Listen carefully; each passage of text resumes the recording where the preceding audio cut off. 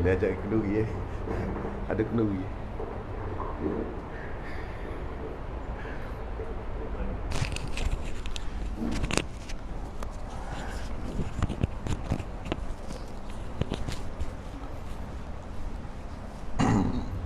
الفاتحة. أعوذ بالله من الشيطان. بسم الله الرحمن الرحيم. الحمد لله الرحمن الرحيم مالك يوم الدين. إياك نعبد وإياك نستعين. اهدنا الصراط المستقيم صراط الذين أنعمت عليهم غير المغضوب عليهم ولا الضالين. آمين. بسم الله الرحمن الرحيم. الحمد لله والصلاة والسلام على رسول الله وعلى آله وأصحابه ومن والاه. رب اشرح لي صدري ويسر لي أمري واحلل عقدة من لساني يفقه قولي. سبحانك لا علم لنا إلا ما علمتنا إنك أنت العليم الحكيم. اللهم افتح علينا فتوح العارفين. اللهم ذكرني منه ما نسيت وعلمني منه ما جهلت.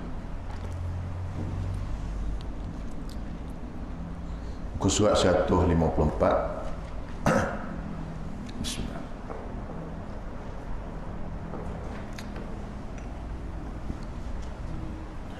Al-jumlatu thalithatu fi adabi dukhuli Makkah ila tawafi. Ini bermula jumlah yang ketiga, baris yang keempat, baris yang kelima daripada atas. Bermula jumlah yang ketiga pada menyatakan adab masuk ke dalam Mekah hingga tawaf, iaitu enam perkara. Jadi bila kita nak masuk ke Mekah ni ada 6 adab.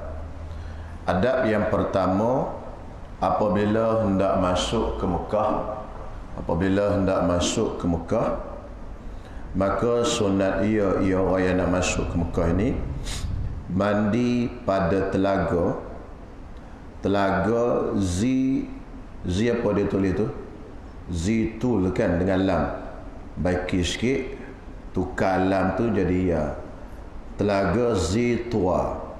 Boleh baca 3, tua, tawa, tiwa, boleh baca belakang. Tawa tu boleh baca 3 baris. Telaga Zitwa, tukar dengan ya tak ada titik, itu dipanggil aliful maksurah. Dalam nahwu dipanggil alif maksurah. Ya tapi dibaca alif. Zitwa, hak masyhurnya baca Zitwa. Tiwa, tawa. Ada di Mekah. Pergi tu masih ada lagi tempat tu. Lalu kita pergi masuk ke sana. Jadi kalau kita lalu ke jalan darat, kita masuk ikut situ. Apabila nak masuk Mekah, maka sunat ia mandi pada telaga Zitwa. Mandi di situ. Pasal Nabi sebelum daripada masuk ke Mekah, pada pembukaan kota Mekah, Nabi mandi di sini. Ini cerita dululah. Sekarang ni tu di airport Jeddah, nak mandi ke mana dah? Naik bas masuk, ikut boleh masuk. Maknanya cerita sunnah ni kalau boleh kita mandi di sini, mandi situ dulu. Bermula mandi yang sunat dalam haji itu iaitu 7 tempat. Kalau kita buat haji, sunat kita mandi 7 tempat kita sunat mandi. Pertama, mandi kerana ihram. Jadi sebelum kita ihram tu sunat kita mandi dulu. Sebelum kita masuk ihram. Sebelum kita masuk ihram, kita mandi dulu. Esok hari Ahad, hari Senin wukuf. Esok ni kalau hak awal, dia niat awal lah. Boleh start dah niat esok bagi orang yang nak buat haji tamattu. Kalau rasa tak selesa, niat hari Senin, tak ada masalah, bila-bila boleh niat dah. Pasal di Mekah wukuf pada hari Senin, lusa, raya hari Selasa. Kita sini wukuf hari Selasa, raya hari Rabu. Beza sikit. Jadi dia boleh start dah ihram. Jadi mandi dulu sebelum masuk ihram. Jadi kalau dia start awal, pahala banyak sikit. Kalau start lewat, pahala sikit. Kalau start lewat ke sekejap dah dia dalam ihram. Okay? Sekejap. Kalau misalnya kata dia start hari Senin, dia niat ihram terus pergi wukuf. Waktu wukuf, lepas pada wukuf tu melontar, buka dalam ihram. Kejap sangat lah. Melontar dengan cukur. Dia buat 2 daripada 3. Melontar, cukur atau gunting. Yang tiganya tawaf ifadah, tawaf rukun. Buat 2 boleh buka ihram dah. Dan tu kita pergi ke Padang Arafah, duduk sekejap wukuf tu dalam berapa, pergi lepas zuhur, waktu masuk dia lepas zuhur. Esok boleh melontar dah. Lepas melontar, siap dah lah. Lepas melontar tu 1 je Jamratul Aqabah 1 cukup. Tanda awal lah buka dah. Tanda sani, lepas kita buat nombor 3 itu tawaf. Jadi mana dari segi ihram dah selesai dah, pakai baju ihram. Cuma hak lain tu hak berkaitan dengan perempuan dia tak boleh. Jadi kalau dia lewat masuk ihram tu, sikitlah pahala dia. Sebab tu haji ifrad paling besar pahala. Pasal haji ifrad dia lama. Kita sampai tu, sejak kita sampai tu di Mekah, kita dah niat ihram. Selagi tak tahlul tu duduk dalam ihram, lama lah. Itu sebab haji ifrad tu besar pahala. Dan dia tak kena bayar dam. Kalau haji tamattu' kena bayar dam. Tamattu' ni mana kita sampai buat umrah dulu, baru buat haji. Tu ya. Jadi mandi yang pertama sunat bila kita buat ihram. Tak kira lah ihram haji ke ihram umrah ke, sunat mandi. Kedua, mandi kerana masuk Mekah. Mandi nak masuk ke Mekah. Ketiga, mandi kerana tawaf kudum. Mandi kerana tawaf kudum.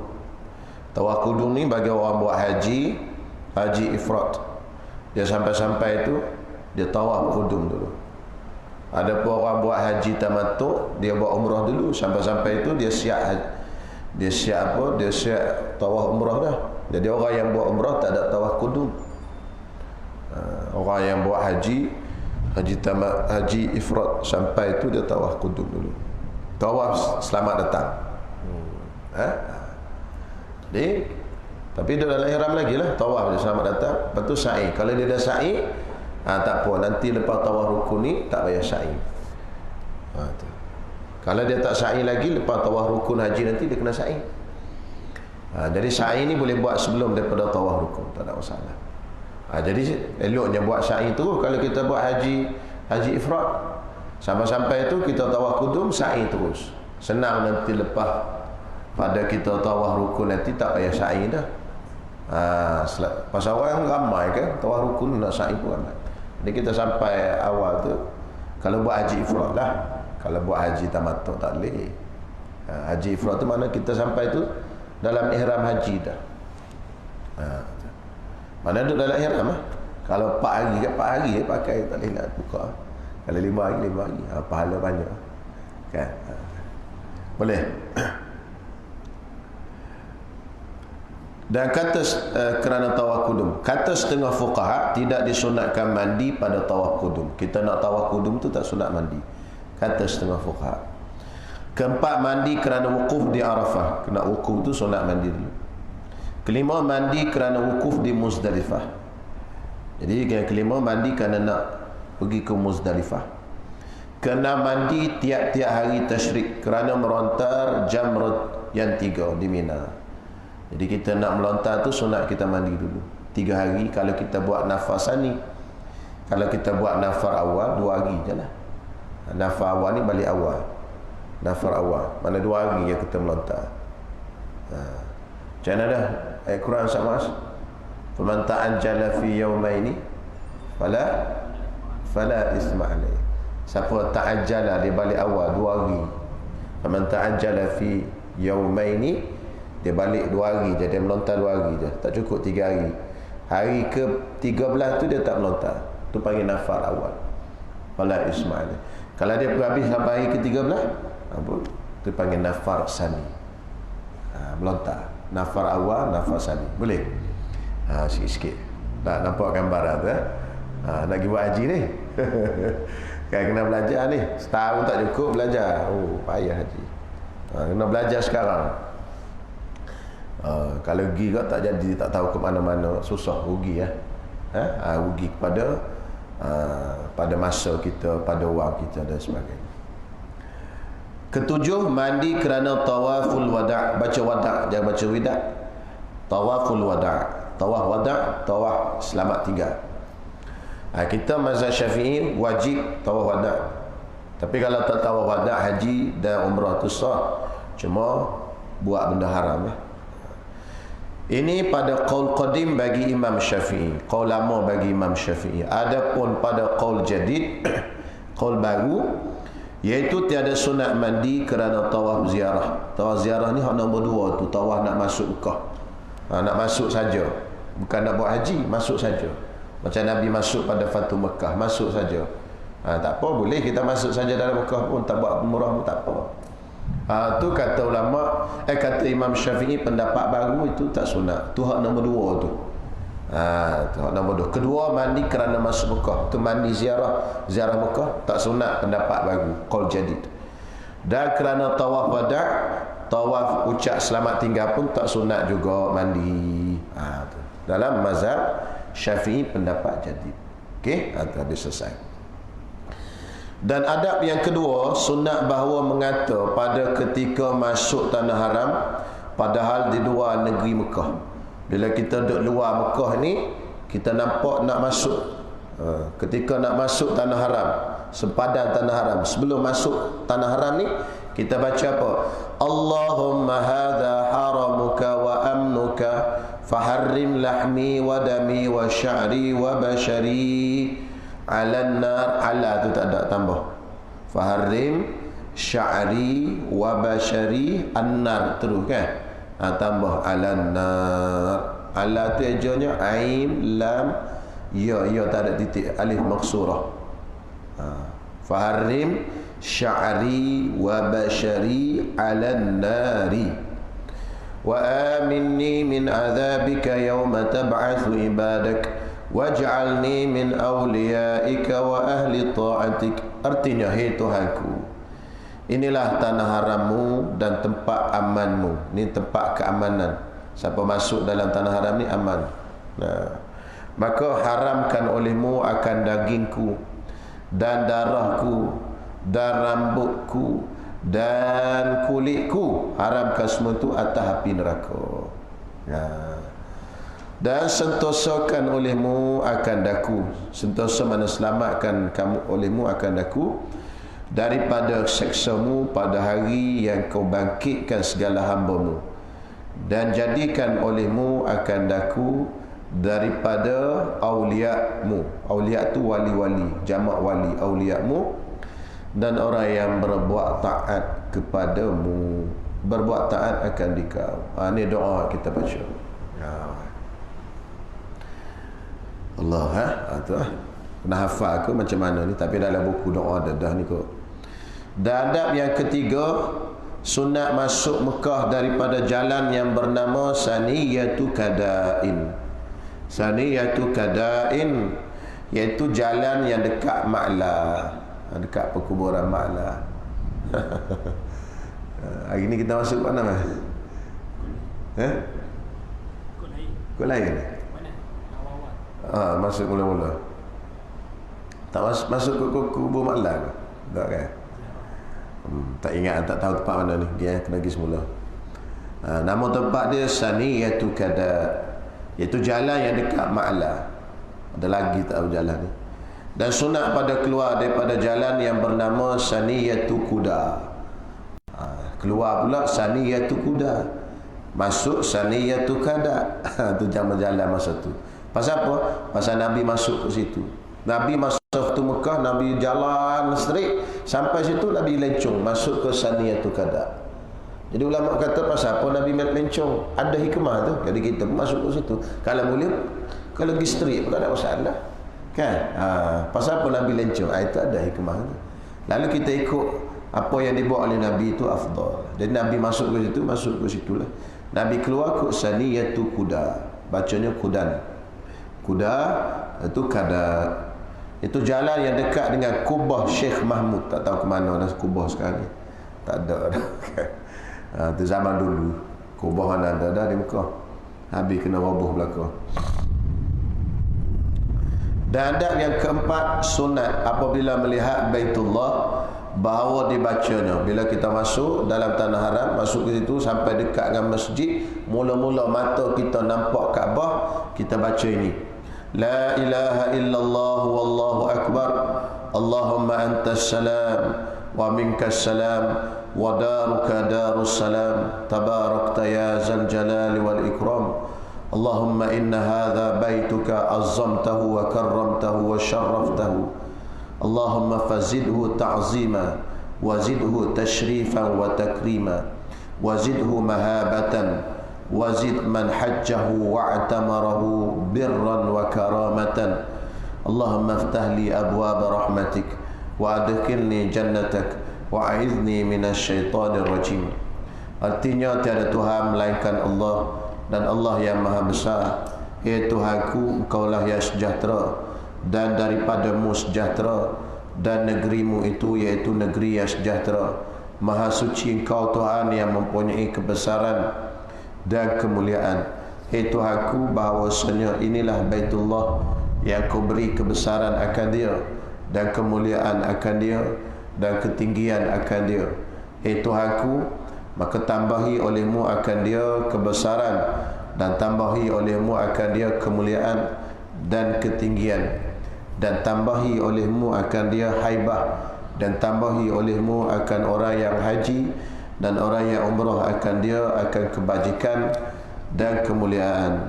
Ya Tuhanku, bukakan olehmu bagiku pintu rahmatmu, dan masukkan olehmu akan daku akan syurga mu, dan peliharakan olehmu akan daku daripada syaitan yang direjam, yang kena rejam. Habis 4 adab, dia ada 6 semua. Dan adab yang kelima, itu sambung kuliah akan datang.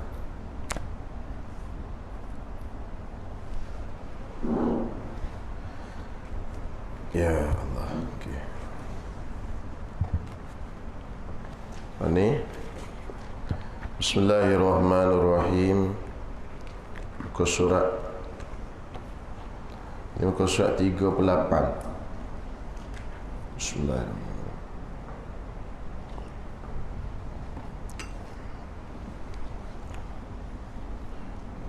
Muka surat 38. Jangan engkau sangka.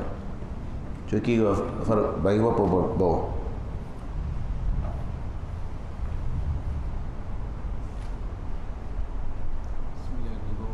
Eh? 9 pada bawah.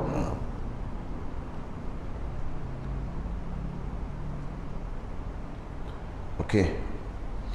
Jangan engkau sangka bahawasanya seorang yang baik kelakuannya itu, orang yang baik kelakuan, dia jumpa dalam bahasa Arab dia panggil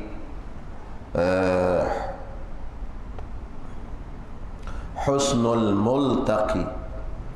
Husnul multaqi iaitu orang yang baik, bila berjumpa dengan kita dia baik dan sebagainya, dia peramah, dia sopan dan sebagainya. Ini ayat ni nak tegur kita hari ni lah. Dia kata apa? Jangan engkau sangka bahawa seorang yang baik kelakuannya itu, perangai dia baik, suka tolong orang dan sebagainya itu, seorang hamba Allah yang baik, jangan kamu rasa dia baik. Tatkala engkau berjumpa dengan dia, dia baik. Bila kita jumpa dengan dia peramah, suka belanja kita dan sebagainya, dan baik budi bahasanya, cakap pun sopan dengan kita, jangan kamu sangka dia tu baik. Jadi jangan kamu kata, jangan kamu pegang dia ni orang baik. Kenapa?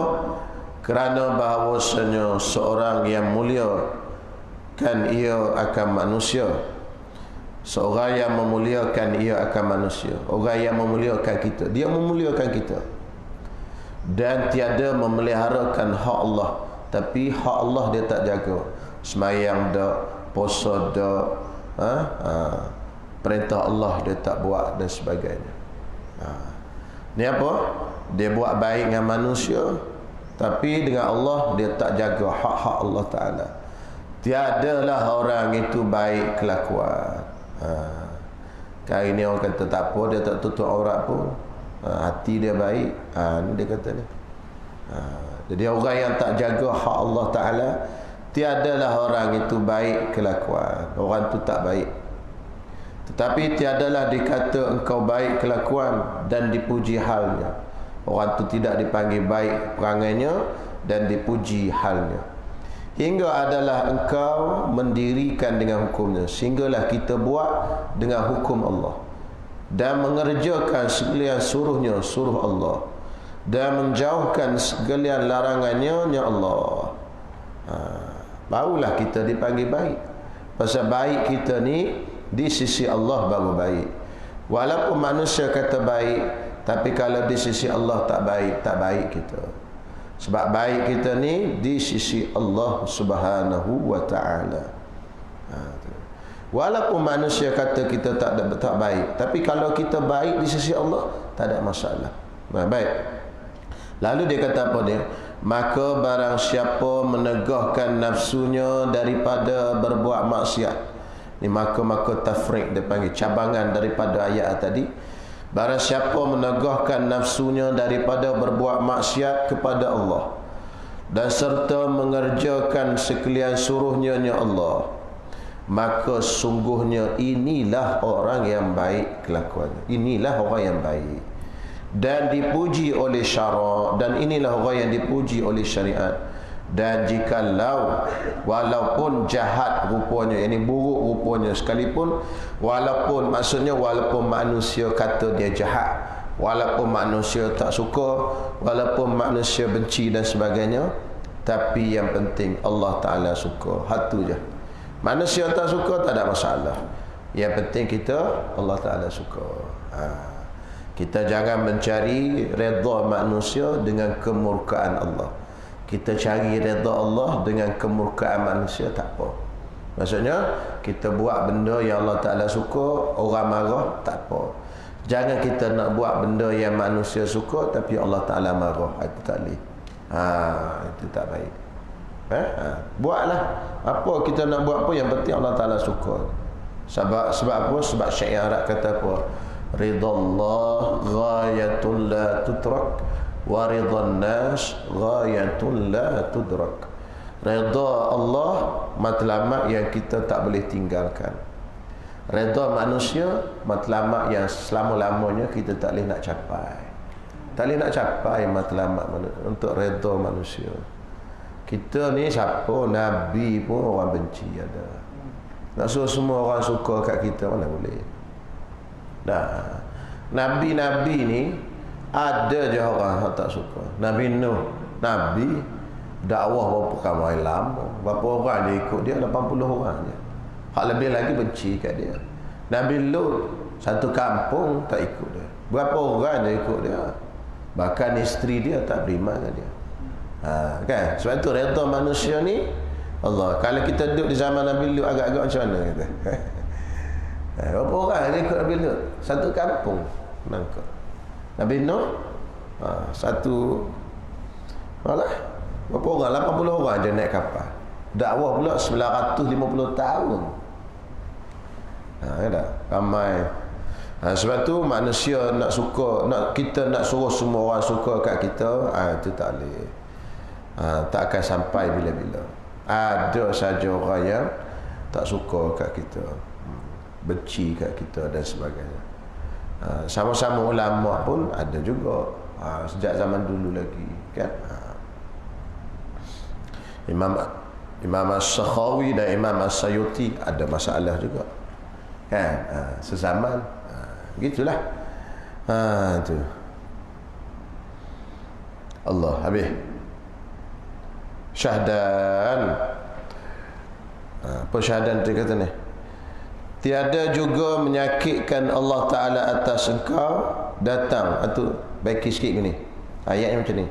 Tiada juga menyakitkan Allah Ta'ala atas engkau dengan didatangkan daripada dengan datang daripada perkataan orang atau perbuatan orang. Semula, tiada juga menyakitkan Allah atas engkau dengan, tambah dengan situ, Tiada juga menyakitkan Allah Ta'ala atas engkau dengan datang daripada perkataan orang atau perbuatan, melainkan kerana supaya kembali dan taubat engkau kepada Allah Ta'ala. Ini ahli sufi.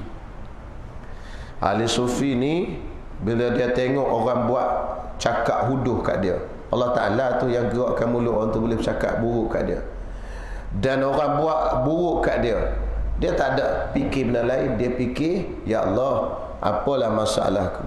Jadi dia kata macam ni, kalau Allah Ta'ala bawa satu manusia buat jahat kat kita, cakap buruk kat kita dan sebagainya, menghina kita dan sebagainya, tujuannya apa Allah Ta'ala buat gitu kat kita?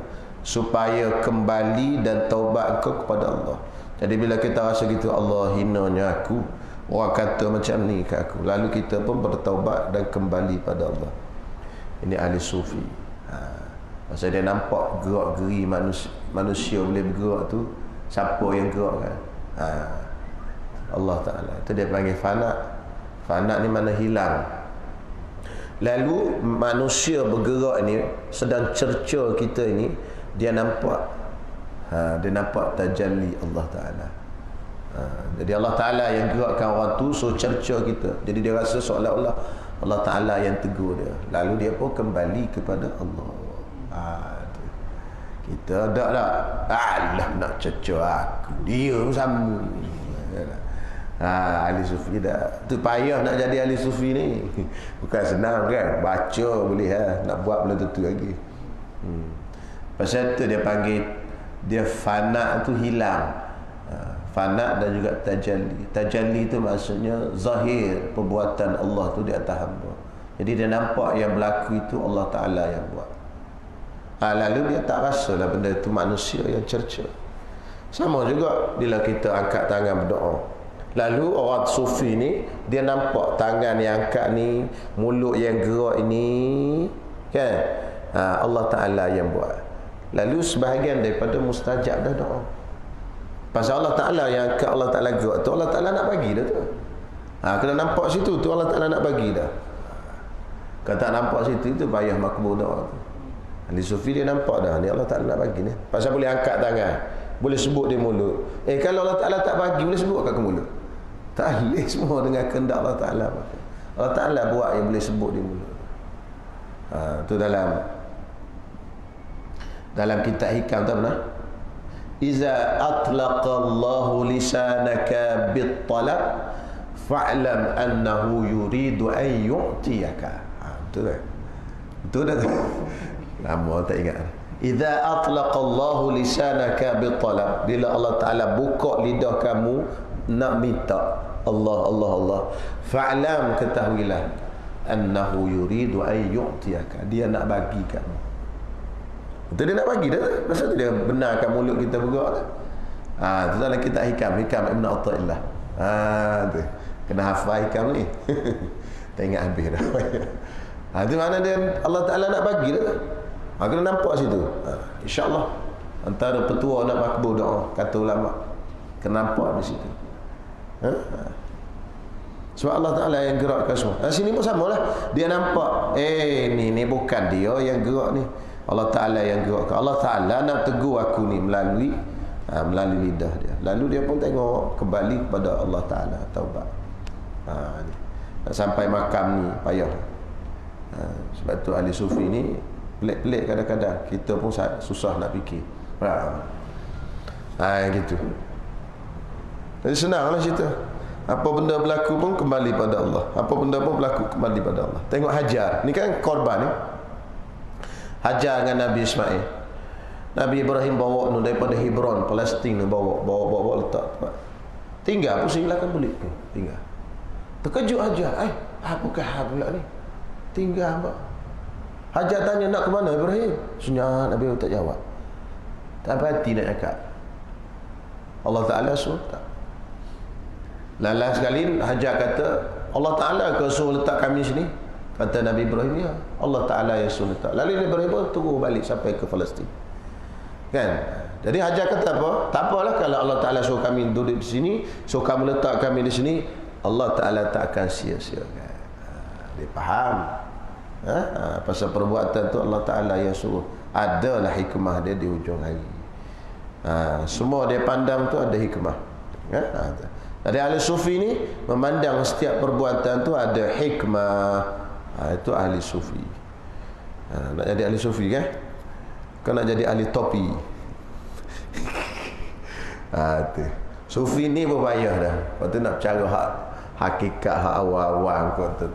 Itu lagi payah. Kalau lepas hak kitab bawah lah ni. Kitab tasawuf ni dia banyak jenis. Ada tak boleh hajar pada orang awam. Contoh kitab Al-Insanul Kamil, Abdul Qadir Al-Jili. Banyak kitab-kitab yang hak tinggi-tinggi, hak perbahasan perasaan dan sebagainya. Itu tak boleh nak.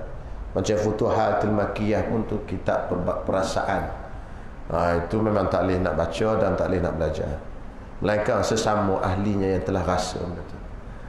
Kita ni hak ni bawah ni, Penawar Bagi Hati, Tajul Arus, Hikam tu boleh lah.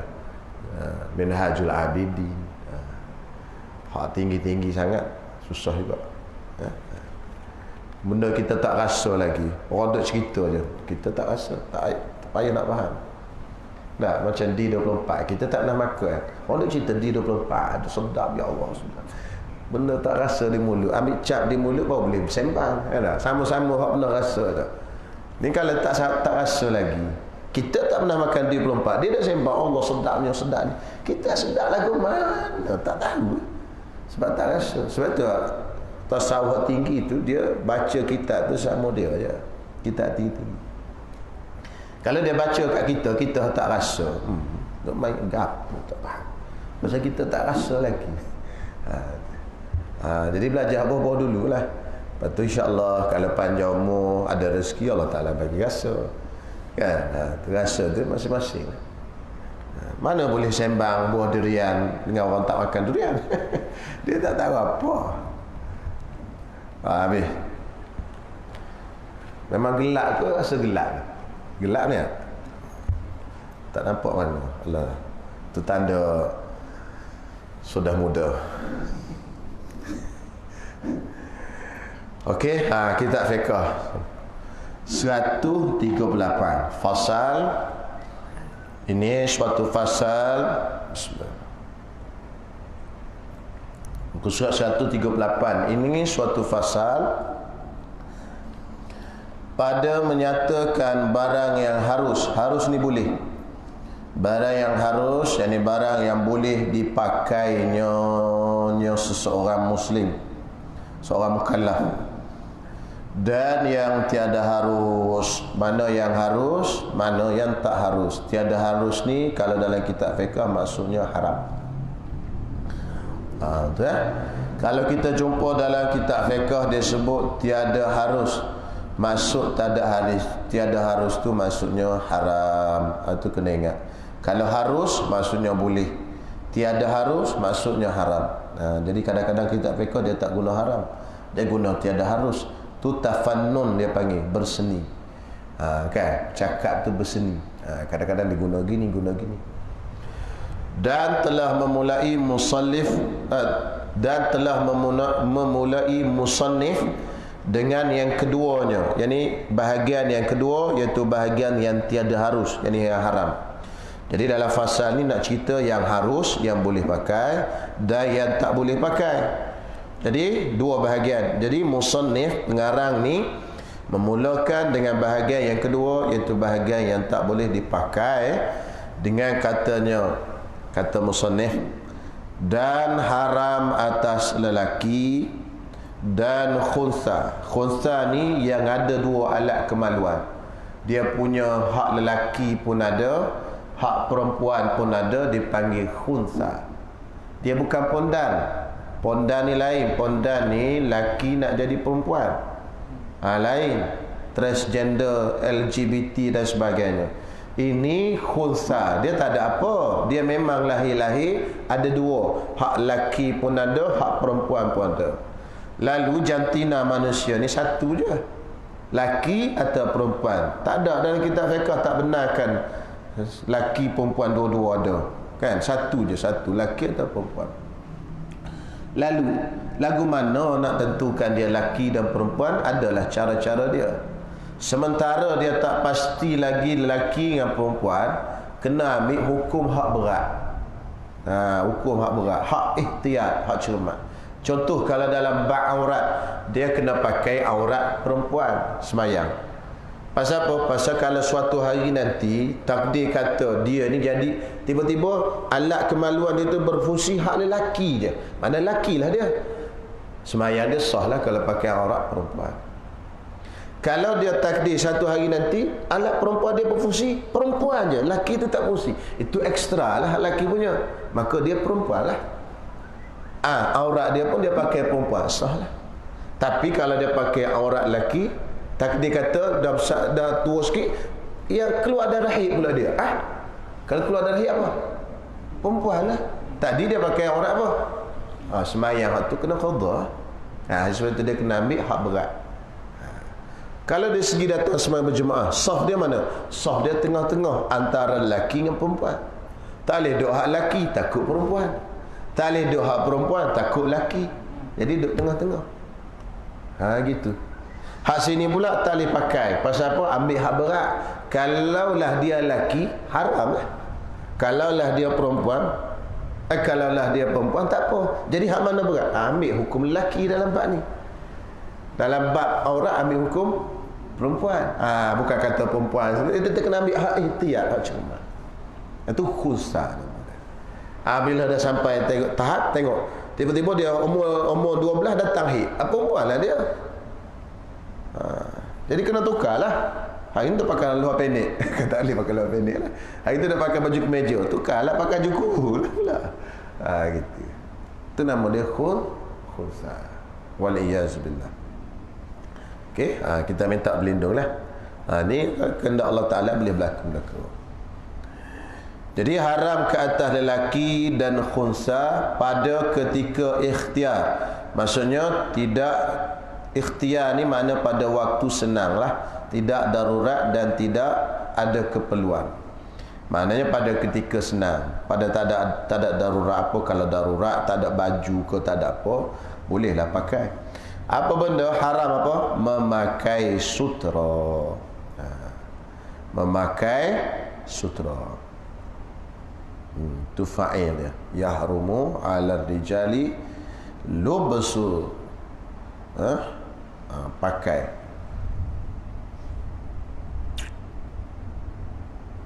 Iaitu yang sutra ni apa benda? Yang dihuraikan dia, yang dihurai itu maknanya yang dikeluarkan dia kan sutra daripada ulat sutra yang mati di dalamnya. Ulat tu mati dalam benang, itu dipanggil sutra. Dan haram pula memakai qaz. Qaz iaitu satu bagai, ini satu jenis daripada sutra, iaitu yang keluar ulatnya daripadanya. Maknanya dia buat keluar sutra, lepas tu dia lari keluar.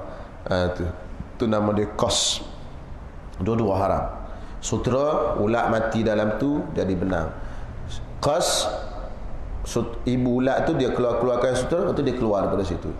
Itu nama dia qaz. Ketika hidupnya, ketika hidupnya ulat tadi dia keluar. Dan adalah warnanya qaz kurang jernih. Warna kelabu sikit tu dipanggil qaz. Kita orang Melayu panggil sutra belaka. Arab dia beza lah. Harir, sutra. Harir bahasa Arab, sutra. Harir. Qaz ni lain. Dan demikian lagi haram atas lelaki dan khunsa memakai cincin emas. Pakai cincin emas ni haram. Sebab tu tak boleh pakai swasa. Pasal swasa tu ada emas dalam. Orang lelaki tak boleh pakai swasa pasal dalamnya ada emas. Dan emas tu banyak tu maksud apa? Boleh diasingkan. Sikit banyak supaya dia kalau sikit sangat dia, sikit terlampau sikit, barulah boleh pakai. Seperti yang disadur dengan air emas. Sadur tu sikit, bila kita cairkan, cucuh dengan api, dia cair, hilang emas. Emas tu hilang gitu je. Tak boleh nak dipisahkan emas dengan logam lain. Itu baru boleh pakai. Adapun cincin swasta tu dalam tu ada tembaga, ada emas. Bila kita cair seng, kita boleh pisahkan ni emas, ni tembaga. Itu tak boleh pakai, haram. Sikit pun tak boleh. Sikit sangat. Maknanya kalau kita nak hancur kita hilang gitu je. Itu baru boleh. Macam kes shadow tadi. Jadi haram memakai cincin emas. Adapun cincin perak, maka tiada mengapa. Tak mengapa tu makna boleh. Laki boleh pakai cincin perak, bahkan sunat. Sunat kita bercincin. Pasal Nabi SAW bercincin. Cincin. Nabi pakai cincin di jari kelingking. Kadang-kadang di kiri, kadang-kadang di kanan. Tapi ada dua riwayat lah. Tapi yang eloknya di kanan. Pasal dia perhiasan, ada tak di kanan. Pakai di jari kelingking. Kita jari manis tapi Nabi pakai sini. Wa fassuhu min dakhilihi, dan pemata tu Nabi pusing masuk dalam. Mata dia tu masuk bawah. Gitu. Wallahu alam lah apa hikmah. Tapi tak ada masalah kita nak pakai kat mana-mana pun. Kan cuma hak Nabi pakai tu di sini. Tu. Pakai cincin perak sunnah Nabi SAW. Jika kalau pakai itu tadi, jika tiada melampaui adat. Maknanya melampaui adat, tulis bawah tu sikit. Pada pertama, kedudukannya. Pada kedudukannya. Yang kedua, dan beratnya. Yang ketiga, bilangannya. Dan yang keempat, tempatnya. Jika tiada melampaui pada mana? Pada kedudukannya, dan juga bilangannya, dan beratnya, dan apa? Yang keempat, tempatnya. Pertama, kedudukannya. Maksudnya kalau orang kampung dengan orang yang ada taraf, ada kedudukan, tak sama. Maksudnya kalau katalah adat di kawasan tu, orang yang berkedudukan cincinnya biasa dua. Tak apa. Tapi kalau orang kampung cincin biasa satu, tiba-tiba dia pakai dua. Itu dia panggil melampaui adat. Itu pada bilangannya. Pada bilangan. Pada berat, kedudukannya tadi, lepas tu bilangan tadi. Itu yang kemudian pada berat. Contoh dia ni, kalau orang ada jawatan. Jawatan apa? Qadi, mufti ke apa. Biasanya qadi ni cincin besar. Batu sah. Biasa kampung dia kata, adat kampung dia, qadi ni cincin besar. Dia pakai besar tak apa. Pasal adat orang gitu. Tapi dia orang kampung, adat orang kampung dia, kata kampung dia.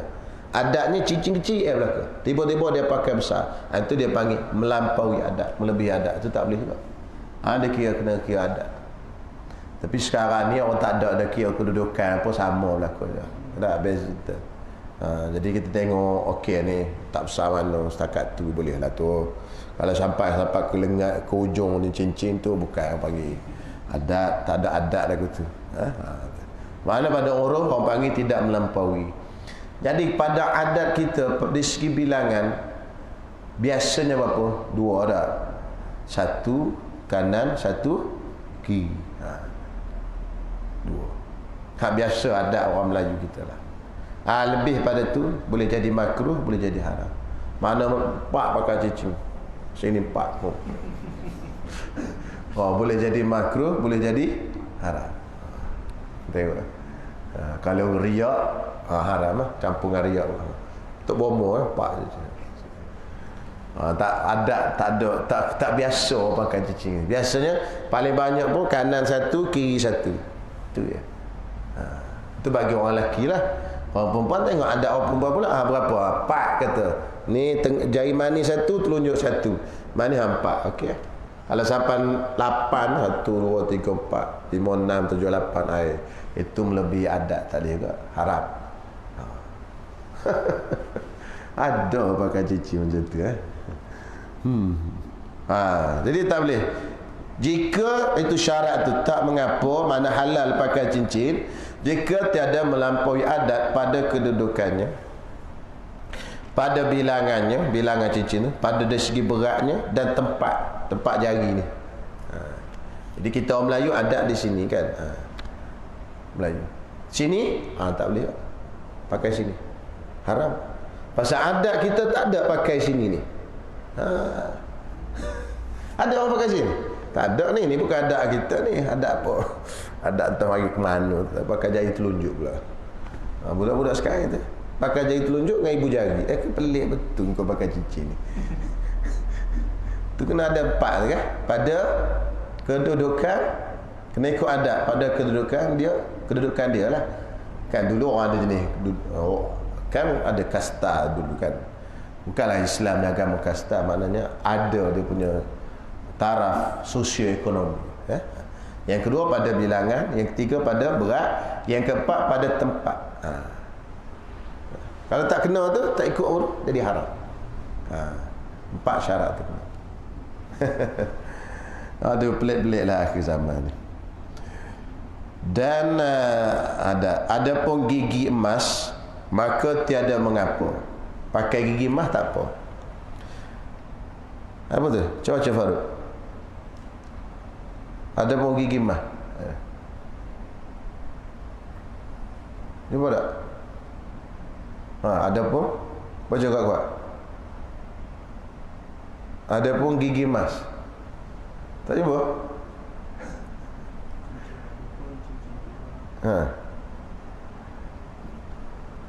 Ada pun gigi emas, maka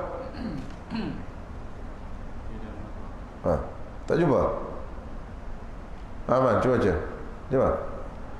Ada pun gigi emas, maka tiada mengapa diperbuatkan dia daripada yang lainnya.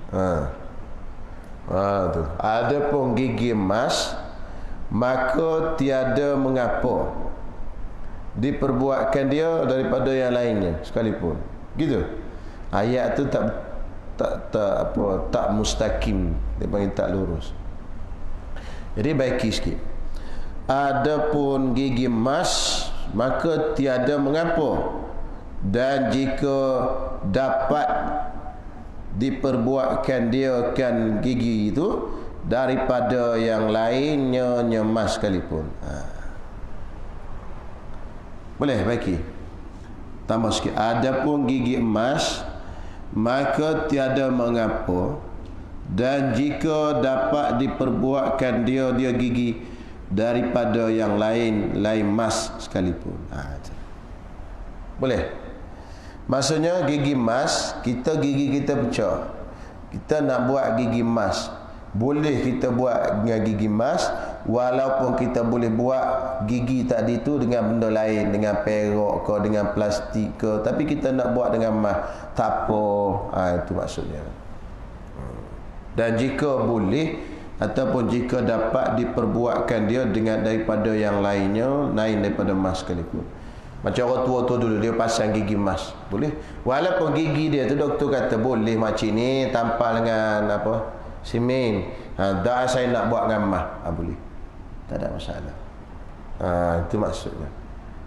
Jadi termasuk dalam gigi emas, tambah sikit, gigi emas seperti gigi emas juga, iaitu hidung dan jari. 3, hidung 1, jari. Tulis situ.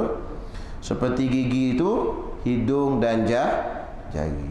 Boleh kita nak buat jari emas, hidung emas. Sahabat Nabi pergi perang, putus hidung, potong. Lalu bila dah terpotong hidung, pasanglah hidung besi. Hidung besi ni tak boleh, dia kena luka ni, dia jadi benanah kan. Hidung ni kalau tak ada bumbung ni susah ni masuk air. Buat ni. Lalu benanah dia. Nabi kata tukar pasang hidung mas. Dia boleh tukar tu. Boleh dipasang hidung mas. Itu dibenarkan. Jadi 3 lah. Gigi, hidung dan jari. Boleh. Habis, selesai. Dan haram pula. Hal lain pula ni. Dan haram pula atas lelaki dan khunsa sutra atau qas akan dipakaikan dia dengan dijadikan dia kan sutra dan qas hamparannya. Dia tak pakai tapi dia buat hamparannya. Dia tak pakai di badan, dia buat hamparan.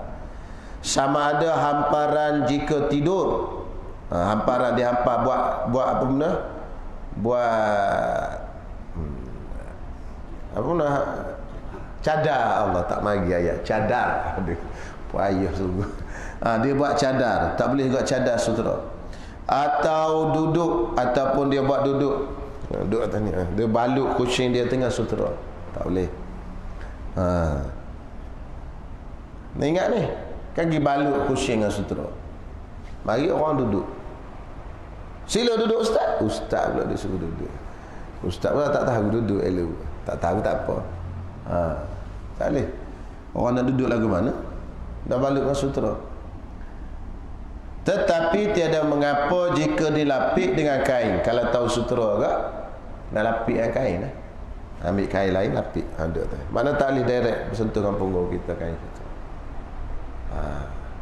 Boleh? Kena ingat orang muslimat pergi kedai kucing. Balut sutra kucing saya ni. Naya. Orang lelaki tak boleh duduk. Dia kata khusus ni khusus untuk orang perempuannya. Tak apa, duduk. Haram pula atas lelaki dan khunsa sutra atau qas akan dipakaikan dia dengan dijadikan dia hamparannya. Sama ada hamparan jika tidur atau duduk. Tetapi tiada mengapa jika dilapik dengan kain. Dan jika tipis, maknanya kain tu nipis sekalipun. Lapik kain-kain yang nipis pun tak apa dah. Yang penting tak bersentuhan terus dengan dia. Dan lain daripada hamparan, yakni dan haram dipakaikan dia pada yang lain daripada hamparan, seperti kelambu. Buat kelambu sutra pun tak boleh. Itu dia. Baru menikah pakai kelambu sutra. Itu tak boleh. Orang dulu kan kelambu kantin tu dia buat sutra. Tak boleh. Dan tabir. Tabir pun tak boleh. Dan kain selimut tak boleh. Jadi kalau pakai kelambu sutra kat, bini seorang masuk, suami dia kat luar. Dah tak boleh. Kenapa bang tak masuk? Nak masuk macam mana kain sutra ni? Tak boleh. Gombak dulu lah, buka dulu. Tabir dan kain selimut. Kain selimut tak boleh. Dia seorang tu. Dan langit, lelangit ni. Lelangit. Tak boleh juga. Dan sapu tangan. Sapu tangan pun tak boleh ni. Kicing sutra. Kaya macam mana pun tak boleh. Dan harus, tapi boleh. Harus ni boleh berjalan atas sutra. Tak apa berjalan. Dan dipakaikan seumpama kertas yang daripada sutra yang sudah binasa rupanya. Kertas ni buat daripada sutra. Allah hebatnya. Kertas daripada sutra, tapi dah binasa dah. Mana diproses jadi kertas. Asalnya daripada sutra. Itu tak apa. Dan harus bagi lelaki, yakni boleh bagi lelaki dan khunsa. Boleh bagi lelaki dan khunsa memakai akan sutra kerana darurat. Darurat boleh Seperti kerana sangat sejuk. Sejuk sangat, tak ada pakaian lain. Dan sangat panas, yang takut binasa badan daripada salah suatu daripada keduanya. Maknanya takut binasa badan, maknanya takut datang penyakit lah kepada badan dengan sebab sejuk dan sebab panas tadi. Dia pun pakai sutra, tak apa. Atau binasa satu anggota, ataupun kalau dia tak tutup badan dia dengan sutra ni, rosak anggota dia. Rosak, mana tak berfungsi, tangan dia ke, kaki dia ke, apa ke. Tu boleh pakai sebab panas atau sejuk. Atau hilang manfaatnya, ataupun ada tangan tapi jadi tak berguna seperti lumpuh ke apa. Tu kira boleh berlaku pakai sutera. Dan harus memakai sutera pula. Hak lain pula. Dan harus yang boleh memakai sutera pula kerana banyak tumornya. Kutu banyak. Banyak tumor kat badan. Kutu kutu babi ke kutu gapo tak tahulah. Apabila dipakaikan yang lain daripada sutera. Kalau dia pakai baju lain naik kutu. Pakai sutera tak ada kutu. Boleh pakai sutera. Dan harus pula atau kerana bertambah sakit kudul. Kudul ni apa? Kudis. Apabila tiada dipakaikan dia ke sutera. Habis. Dan harus pula kerana terkejut. Wallahu a'lam. Tu sambung akan datang. Harus pakai sutera kerana terkejut peperangan. Maksudnya tiba-tiba mari perang. Tak dan kita nak apa? Tak dan kita nak bersiap sedia nak pakai baju, tukar baju, tiba-tiba perang. Pum. Tak apa, tu darurat. Adapun kalau tak ada darurat apa, tu tak boleh pakai sutera. Wallahu a'lam. Tu sambung. Tengok baris ke apa tu? Baris yang keempat. Dan harus pula pakai sutera kerana terkejut. Wallahu a'lam.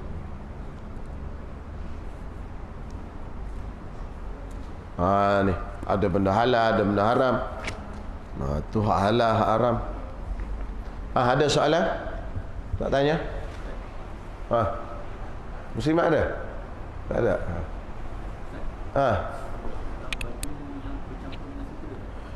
Baju bersampung dengan sutera. Kalau sutera baju dijahit dengan sutera. Kalau sutera kurang daripada benda lain tak apa. Dia tak boleh sutera 100%. Kalau sutera 50, kain kapas 50 tu boleh. 50 boleh. Dia tak boleh sutera 100%. Itu tak boleh. Nanti kita akan jumpa belakang nanti.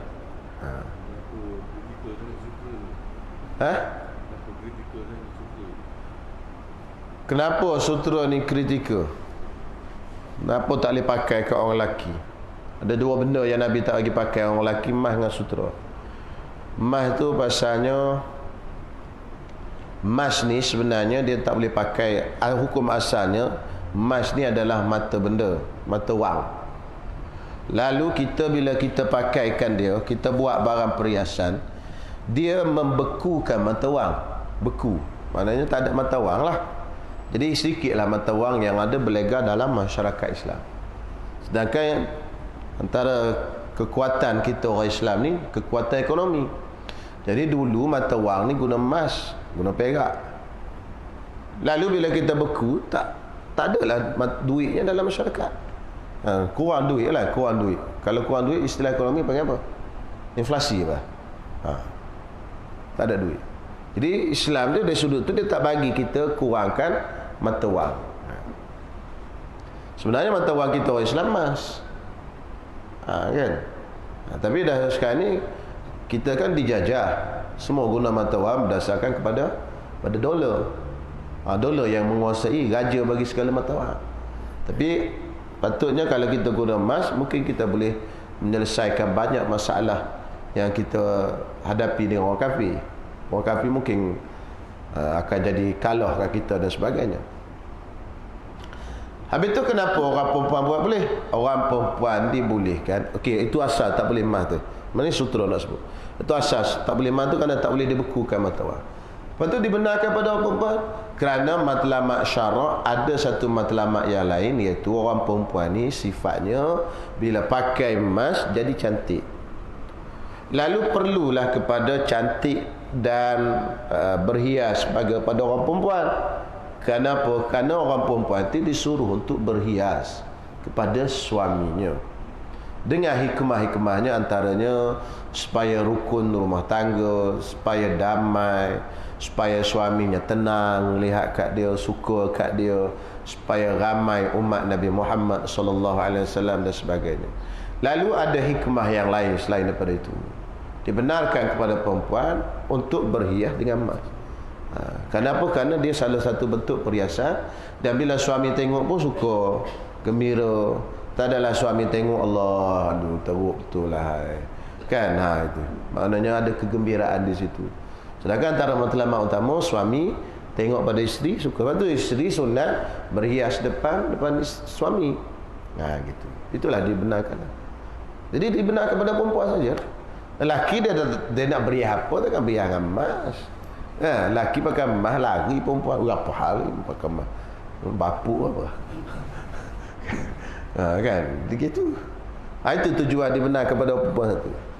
Sementara sutra pula, dia jenis kain fabrik yang lembut. Fabrik lembut sutra. Lalu kelembutan itu tak sesuai dengan orang lelaki. Kerana lelaki ni sifatnya kena kasar. Jadi kalau dipakai sutra dan sebagainya, akan ramailah lelaki-lelaki yang lembut, lelaki-lelaki yang LGBT dan sebagainya.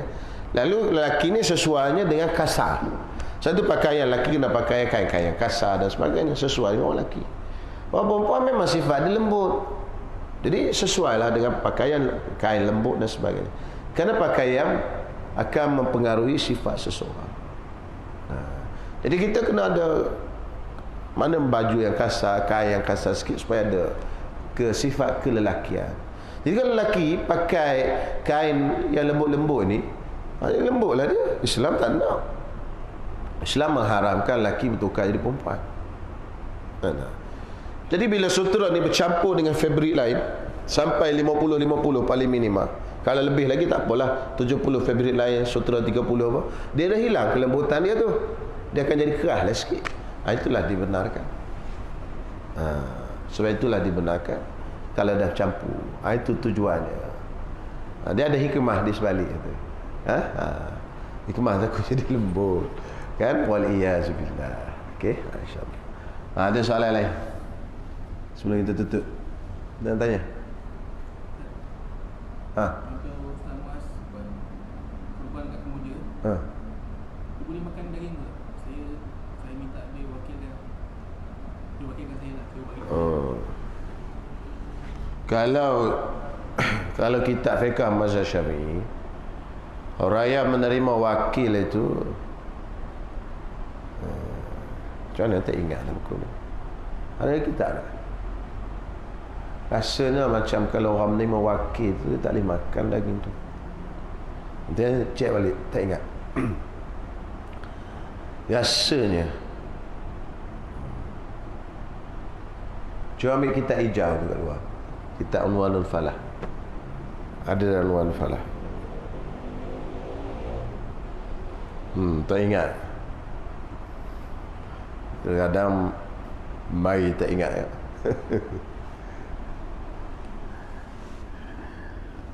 Orang yang wakil, menerima wakil, boleh tak dia makan daging korban? Orang minta dia buat korban, dia boleh makan daging tu. Dia wakil. Tengok dalam kitab wakalah ke.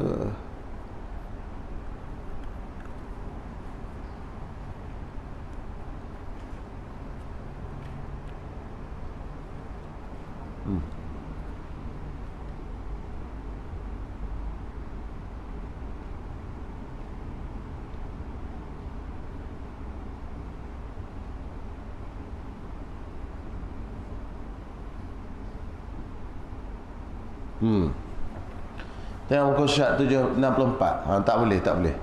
Dalam kitab wakalah. Tak ada kitab. Banyak bagi kat kawan-kawan ni. Ni ambil kat luar. Tengok. Ni penting ni. Kita nak buat wakil lah. Itu dia. Kalau kita menerima wakil, boleh tak kita ambil makan bahagian korban yang orang suruh kita buat tu. Boleh ke tak? Orang kata buat korban tu saya, boleh ke tak? Tu susah kat ni. Okey. Tengok muka surat 64. Bagi yang ke berapa? 1, 2, 3, 4, 5, 6, 7, 8, 9, 10, 11, 12, 13 daripada bawah. Baris nombor 13 daripada bawah, muka surat 64. Cuba. Dan tiada harus bagi wakil mengambil akan sesuatu daripada yang tersebut itu. Tersebut ibadat harta. Ibadat harta itu disebut ibadat harta. Tiada harus bagi wakil mengambil akan suatu daripada yang tersebut itu, seperti satu juzuk, seperti satu bahagian daripada umpama daging akikah atau udhiyah kurban yang diwakilkan dia kan kepada dia tu pada mengerjanya, pada buat tu. Ada tak boleh ambil, melainkan jika menentu baginya oleh muwakil, melainkan orang yang peserta korban tadi menentukan akan qadar yang maklum daripadanya.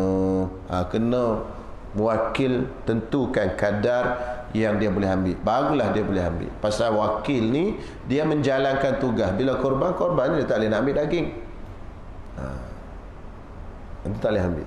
Melainkan muwakil, orang tu tentu dia boleh ambil berapa. Jadi kalau kita nak buat korban di luar negara dan sebagainya, kita tulislah dalam syarat korban tadi dan berapa kilo, berapa yang diambil oleh syarikat untuk dimakan oleh peserta-peserta, makan oleh petugas. Kena sebut contoh, saya buat korban, wakil kat saya buat korban luar negara. Saya kalau wakil ni tak sebut berapa saya boleh ambil, saya tak boleh ambil sebab itu dia kena sebut situ. Kena sebut masa akad wakalah tu. Dan dibenarkan, saya benarkan kepada pihak syarikat ataupun pada ustaz untuk mengambil berapa 1/3 daripada korban saya ke apa. Dia kalau tak letak tak boleh ambil, tak boleh ambil bagi korban. Dia tak boleh makan pun, pasal dia hanya menerima wakil saja. Orang lain boleh pasal tak wakil. Jadi wakil kita menjalankan amanah je. Okey, menjalankan amanah. Okey. Lepas tu kita nak ambil untuk diri kita sendiri, orang tu pula tak suruh. Kita nak ambil atas nama kita fakir miskin pula. Kita yang berkorban. Kan? Kita yang menjalankan waktu. Sekarang apa tak? Sekarang ni ambil contoh mudah menikah. Katalah Luqman nak menikah. Pak pengantin tu dia tak berani nak menikah sendiri. Dia wakilkan pada Tok Imam. Bila dia kata saya wakilkan Tok Imam untuk menikahkan, apa dia boleh buat? Nikah je. Benda lain dia tak boleh buat. Lebih-lebih pada Tok Imam. Saya wakil nikah je. Saya kena buat benda lain. Jadi sekarang ni peserta wakilkan kepada syarikat tu suruh buat korban dia. Buat korban. Jadi sekarang ni si wakil tadi bertindak seperti peserta lah. Si apa benda tadi, si Tok Imam bertindak seperti apa? Seperti wali ya. Lalu dia kata korban tu sembelih ambil untuk ambil bahagian tu.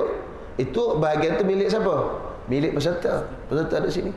Lalu peserta dia yang patut dapat tu kan, tapi dia duduk jauh. Wakil boleh ambil tak? Wakil tak boleh ambil pasal wakil tak cakap. Muwakil tak cakap, peserta tak cakap. Awak boleh ambil? Dia kata korban saja. Dia kena cakap lah boleh ambil berapa kadar maklum. Ikutlah berapa-berapa tu. Dia kena cakap gitu. Kena bagi tahulah kalau orang buat korban luar negara dan sebagainya. Kita suruh apa wakil ke, tak terus luar negara, suruh apa wakil ke. Sebab kita dah syarat, dah letakkan syarat. Kan? Peserta hanya dapat 1/3. Hak selebih lagi diserahkan kepada surau. Peserta dapat 3 kilo. 3 kilo biasa kan? 3 kilo. Lebih lagi diberi pada surau. Itu ya tu boleh kata kita. Maknanya kadar maklum yang kita dapat. Kalau tak letak syarat begitu tak boleh. Kena sebut. Kena jelas dalam akad tu. Wakalah tu. Tu ada jelas sini tu. Syekh Awad Ahmad Fatani sebut tak boleh. Orang wakil tak boleh ambil. Pasal dia wakil korban je. Lepas tu orang lain ambil atas nama fakir miskin. Dia nak ambil, dia tak boleh pasal dia yang buat korban. Dia nak ambil, dia nak bagi untuk diri dia sendiri. Mana boleh? Aku bagi untuk diri aku. Mana boleh? Wallahu a'lam. InsyaAllah. Ada soalan lain? Tak ada. Jadi hari Selasa, hari Arafah, kita sunat puasa dan banyakkan berdoa. Hari Selasa tu, hari Arafah, mustajab doa. Walaupun berbeza Arafah kita dengan Arafah Mekah, tak apalah. Lepas asar sebelum maghrib tu, di antara asar ke maghrib tu antara waktu mustajab doa. Jadi kita banyakkanlah berdoa dan kita puasa lah. Yang tak puasa lah hari Arafah tu. Hari lain rasa tak nak puasa tak apalah. Tapi hari Arafah ni jangan tinggal lah. Sehari tu je. Paling-paling tak ada pun sehari hari Arafah. Hari Selasa, sehari sebelum raya tu. Minggu depan lah.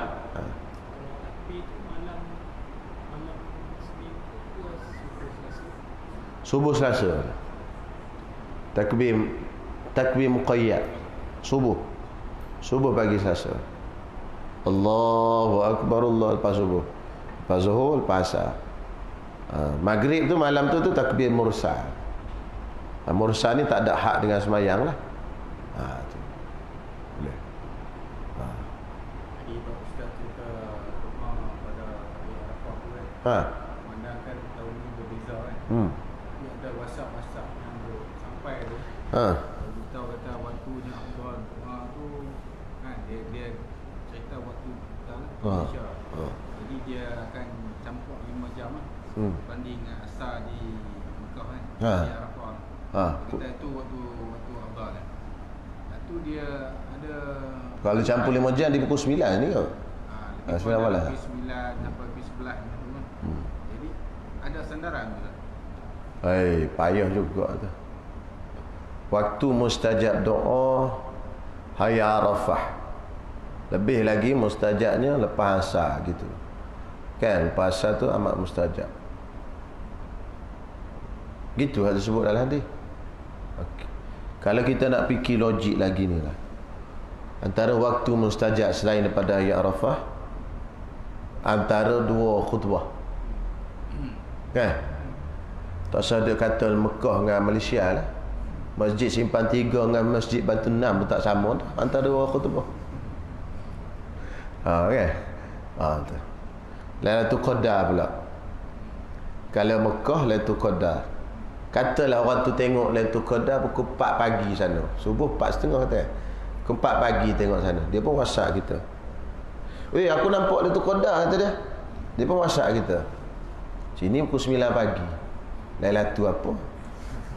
Lailatul ni malam. Jadi kalau kita fikir tak kena tu, tak lagi. Tak boleh main campur-campur tu tak. Lepas tu kalau kita bayangkanlah, cuba kita bayang pula kita sekarang ni duduk di zaman hantu. WhatsApp tak ada, telefon tak ada. Tak ada waktu mustajab lah zaman tu. Zaman kita ni je ada waktu mustajab. Mana zaman tu bukan saya tak tahu, tak ada waktu mustajab zaman dia. Wahyu baru pula. Jadi kau wahyu baru pula. Kan? Pasal dulu orang tu tak tahu mana waktu tu baru sampai pula kat kita. Dia ada satu waktu yang baru pula. Pasal zaman tu orang tak tahu. Tak, dia bukan gitu. Tak kena lagu tu. Dia ke waktu tempatan lah. Sama macam puasa juga. Puasa buka puasa kita maghrib, sini buka puasa lah. Kalau kita nak tunggu Mekah buka puasa ke, kena tambah 5 jam lagi Pukul 7 tambah 5 jam. Jadi pukul 12 buka puasa kita. Kan? Kita ikut waktu di mana kita berada lah.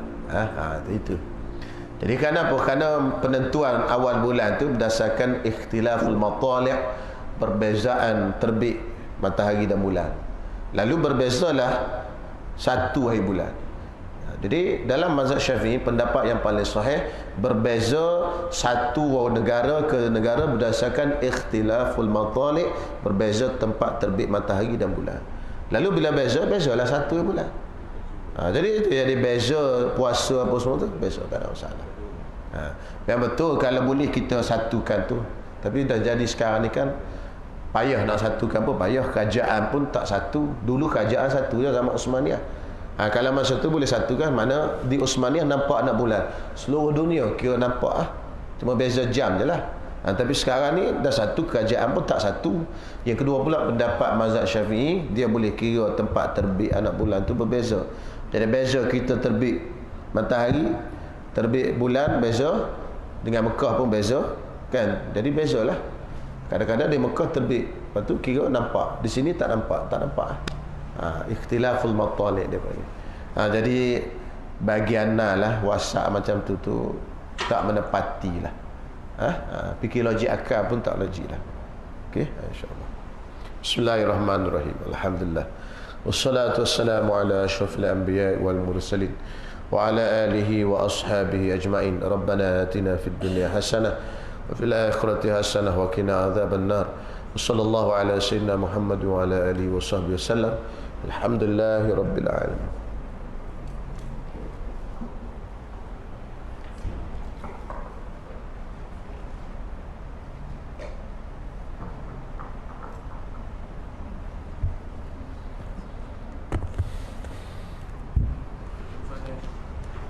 Soalan.